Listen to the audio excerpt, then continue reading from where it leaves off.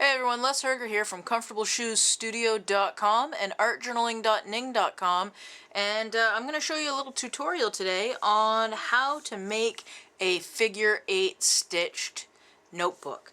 It's a pretty simple notebook style, and it's pretty easy to do. So let me show you the materials you're going to need. You're going to need a pencil, a ruler, some sort of thread, and beeswax. You can use a candle if you don't have a block of beeswax like I do.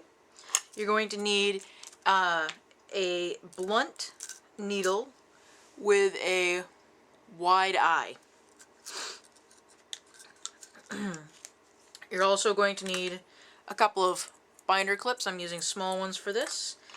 Some sort of awl or push pin that you'll actually use to punch the holes in your notebook as you're working. An X-Acto knife or some sort of sharp scalpel-like blade, and a bone folder or a plastic butter knife or something like that to crease your book. Alright, you're also going to need between 5 to 8 sheets of paper for the insides of your notebook. I'm using a variety of different papers for this one. I've got a sketch paper, and I've also got a 8 sheets out of a Rhodia dot pad. I just want to show how versatile this sketchbook style is. Then I've got some cardstock from flyers that I had in the mail. Really simple things to use. So the first thing that you're going to do is you're going to cut your paper down and your cardstock to 5.5 inches high by 7 inches, or I gave myself a little extra room, 7.5 or 7.25, that way you can trim the rough edges later. And what you want to do is just take that and fold it, and of course I'm having trouble. You're going to fold that in half once you get it cut, and that's going to give you your signature.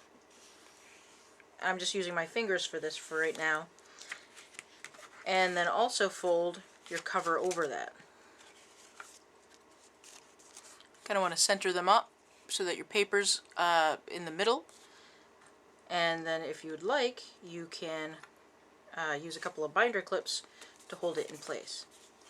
And for this one we're going to do a few holes.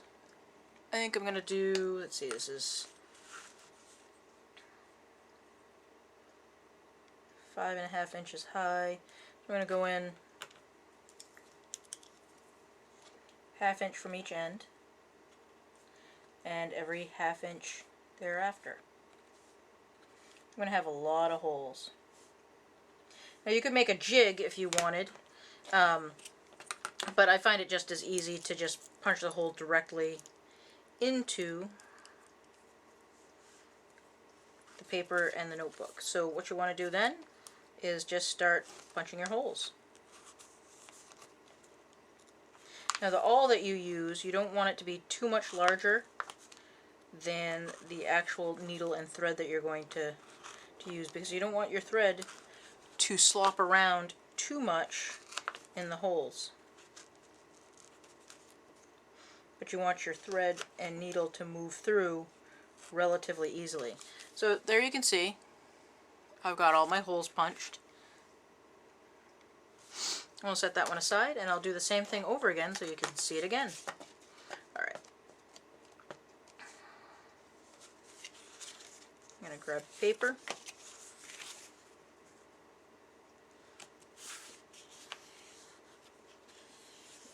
Fold it in half. Put that in the middle.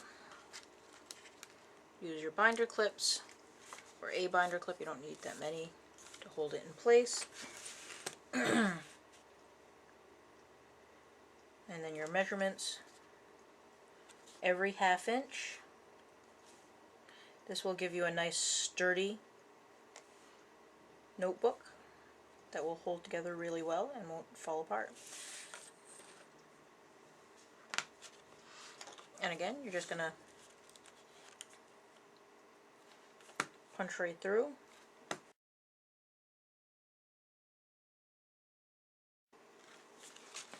Now with notebooks like this, if I were making a more permanent style notebook rather than just a little pocket notebook, I would use linen thread.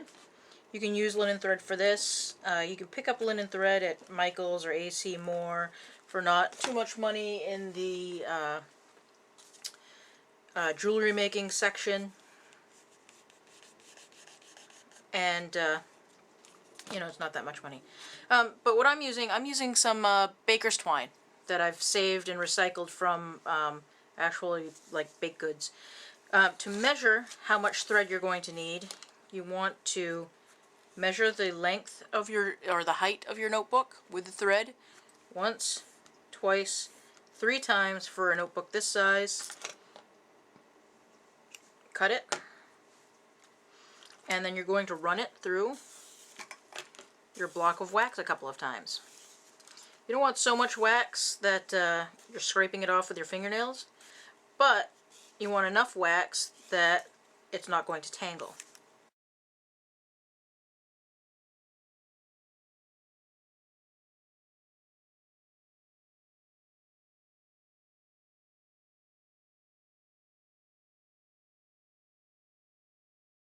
I'm going to pull a couple inches through. You want a single length of thread.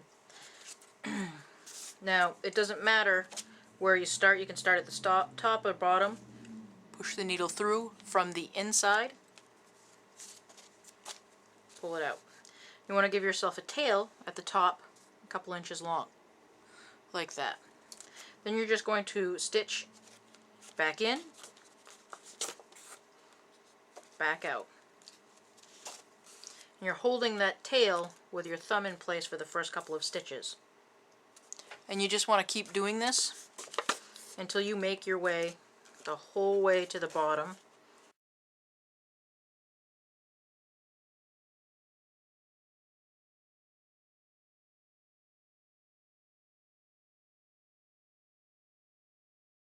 Alright, so there we're at the last hole on the bottom. And at this point, I'm going to pull that nice and tight while holding the top in place. And then I'm going to reverse myself. I'm going to go back through all of the holes that I just stitched, and this is what makes it a figure 8.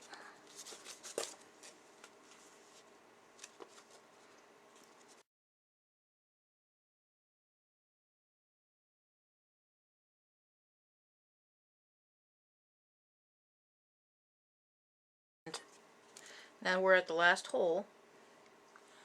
Push that needle through, and you can get rid of the binder clip. You could have gotten rid of the binder clip after like a couple of stitches. And what I'm going to do is I'm going to put my hand flat on the notebook, and I'm going to take my left hand and I'm just going to pull everything snug. I'm not using a lot of pressure. I'm just giving it a good, it's a gentle pull. I'm not trying to rip it out. I'm just kind of gently putting pressure on it. Alright, so then what you want to do is you want to take your two pieces, and you're going to tie just a square knot. You're going to put them over one another, and then when you get that first, crossover, you then pull the 2 pieces up towards that first hole, and then complete the square knot. Then you want to trim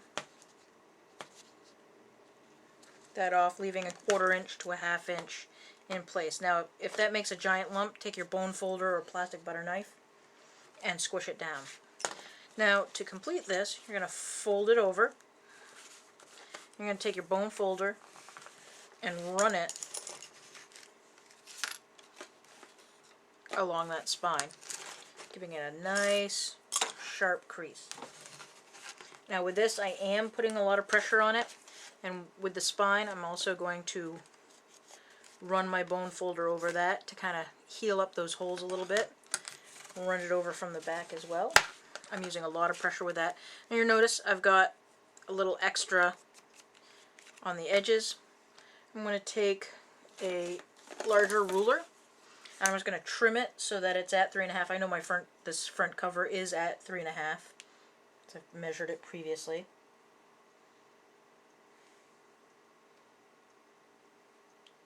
I'm just going to square that ruler up. And I'm going to take my X-Acto knife, and I'm going to make a couple of passes.